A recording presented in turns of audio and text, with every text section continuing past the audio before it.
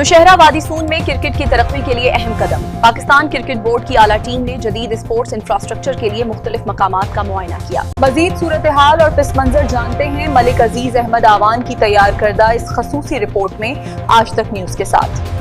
آپ دیکھ رہے ہیں آج تک نیوز، خبر سچ کے ساتھ۔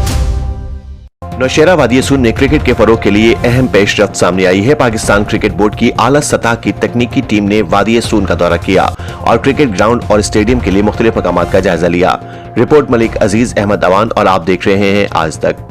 نوشہرہ وادی سون میں کرکٹ کے فروغ اور جدید اسپورٹس انفراسٹرکچر کی تعمیر کے لیے پاکستان کرکٹ بورڈ کی اعلیٰ سطحی تکنیکی ٹیم وادی سون پہنچ گئی، جہاں مختلف لوکیشنز کا تفصیلی معائنہ کیا گیا۔ دورے کے دوران اسسٹنٹ کمشنر نوشہرہ سمینہ بشیر، محکمہ ریونیو کا عملہ اور مقامی شخصیات بھی ٹیم کے ہمراہ موجود رہیں۔ حکام کو زمین کی پیمائش اور سرکاری اراضی سے متعلق تکنیکی بریفنگ دی گئی۔ معروف سماجی شخصیت میاں تنویر نے ٹیم کی میزبانی کرتے ہوئے وادی سون میں موجودہ کرکٹ ٹیلنٹ اور موزوں مقامات کے حوالے سے آگاہ کیا۔ پی سی بی حکام نے وادی سون کے قدرتی خوبصورتی اور دستیاب مواقع کو سراہتے ہوئے کہا کہ یہاں معیاری کرکٹ سہولیات کی فراہمی سے مقامی نوجوانوں کو قومی سطح پر آگے بڑھنے کا مواقع میسر آئیں گے۔ اسسٹنٹ کمشنر نوشہرہ نے یقین دہانی کرائی کہ ضلع انتظامیہ کھیلوں کے میدانوں کی آبادکاری اور ترقی کے لیے ہر ممکن تعاون فراہم کرے گی۔ مقامی حلقوں نے پی سی بی ٹیم کی آمد کو خوش آئند قرار دیتے ہوئے اٹارنی جنرل آف پاکستان ملک منصور عثمان آوان کی کاوشوں کو وادی سون میں کھیلوں کے انقلاب کا پیش خیمہ قرار دیا ہے۔